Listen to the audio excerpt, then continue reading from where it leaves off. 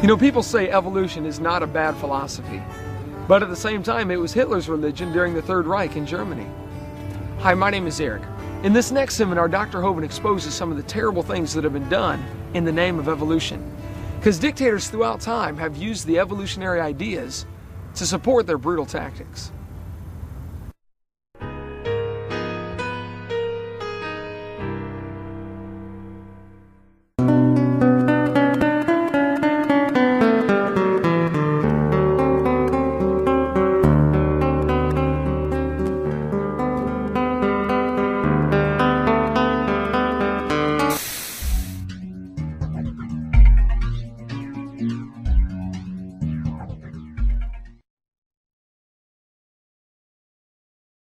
I taught high school science for 15 years, and now for 14 years I've been an evangelist traveling and doing seminars on creation, evolution, and dinosaurs. And tonight we're going to share with you some of the dangers of this evolution theory. I don't leave my gorgeous wife and travel every week of the year because I like being gone. Folks, evolution is not just a dumb idea, it's a very dangerous philosophy. I've only got 3 things I want to cover, but it's probably going to take several nights to do that. First of all, I want to tell you what on earth is happening. And secondly, why is the evolution theory dangerous? And what do you do about it? Pretty simple. Okay, what is happening? Tonight as I speak, our president is announcing we're about to go blow up Iraq, I believe, right? The world seems to be coming unglued at the seams. There are wars and rumors of wars every place we look. Why on earth would Joseph Stalin order the execution of 14,700 Polish prisoner of war officers? I thought there was a Geneva Convention. Why do you order the execution of prisoners of war? Why did Hitler order the execution of nearly 6 million Jews, plus others? Why did Pol Pot, the leader in the Cambodian Khmer Rouge, order the execution of 1/3 to 1/2 of his entire population, his own people? He killed them. Why? Why would somebody do that?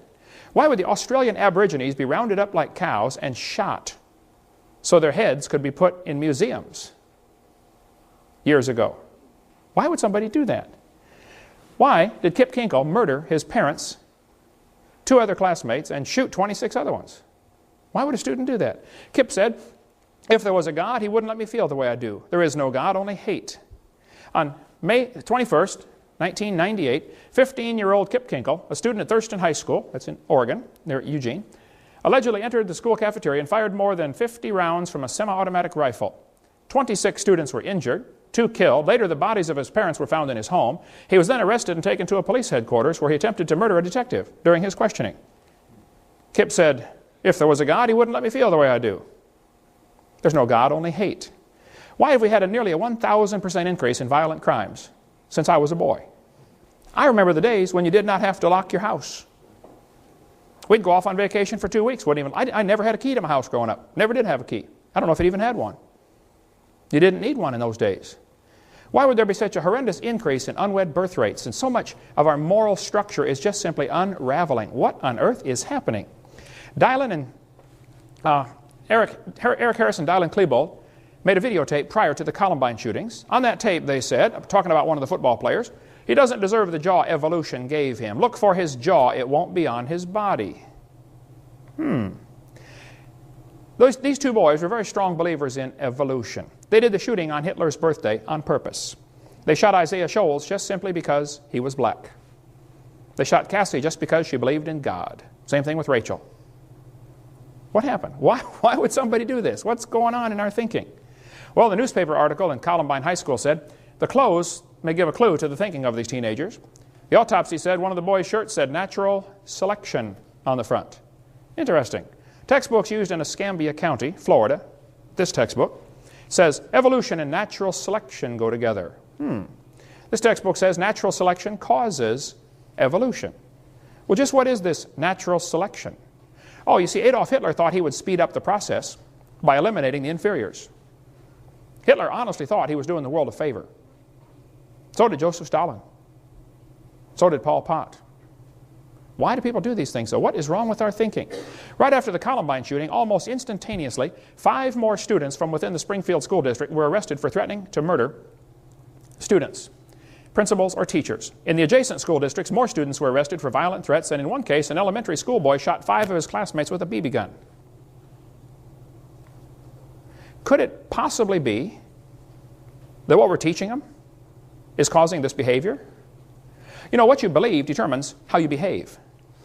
If you're raised up in a head-hunting society, and you're taught from the time you're a boy, if you go off to war and shoot somebody, you ought to kill him and cut off his head and eat the brains because you get his spirit. I mean, if you really believe that, guess what you're going to do when you go off to war? Your behavior is determined by your beliefs. What you believe determines how you behave. It's always been that way, and it's no different today. Could it be that this evolution theory is to blame? This textbook says you're an animal and share a common heritage with earthworms. Question: if evolution is true, how are the kids supposed to tell right from wrong? I spoke in a public school in Pennsylvania one time. A kid sat on the second row and he said, "Mr. Hovind, I'm an atheist." I said, "Really?" He said, "Yep, there is no God." I said, "Well, tell me, son, are you sure?" He said, "Yep, I'm sure." I said, "Well, son, do you know everything?" He said, "No." I said, "Do you know maybe half of everything?" He said, "No." I said, "Okay, well, let's just pretend that you know half of everything. Is it possible that God exists in the other half you don't know?" Brand new thought rattled around in his brain for a while and got lost, I believe. I said, "By the way, son, if there's no God, how do you tell right from wrong?" He said, "Oh, that's easy." He said, "I determine what's right and wrong." He said, "I'm the God of my own universe." I said, "I'm glad to hear about that, son, because I'm going to shoot you in 5 minutes." He said, "You can't do that." I said, "Oh, yeah, I can. You see, I'm the God of my own universe. And I decided it's fine for me to shoot you." Question: exactly how do we tell right from wrong?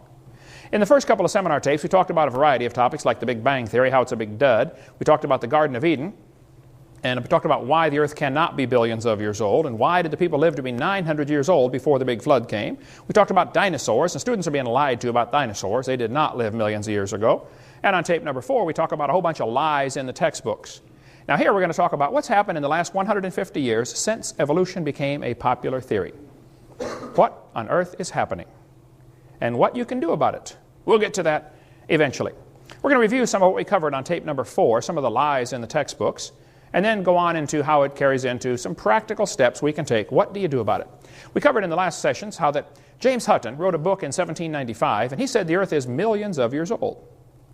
Now during the late 1700s, most folks believed the Bible, and most folks thought the earth was about 6,000 years old, because if you add up the dates in the Bible, you're going to get about 6,000, 4,000 BC, not millions. So James Hutton came along and caused people to doubt the earth was 6,000 years old. Then his book had a very strong influence on a lawyer from Scotland named Charles Lyell. Charles Lyell wrote a book in 1830. And in his book, he developed what we call today the geologic column. Cenozoic, Mesozoic, Paleozoic, and maybe you saw the movie Jurassic Park, named after the Jurassic layer. This whole thing was made up by Charles Lyell in 1830.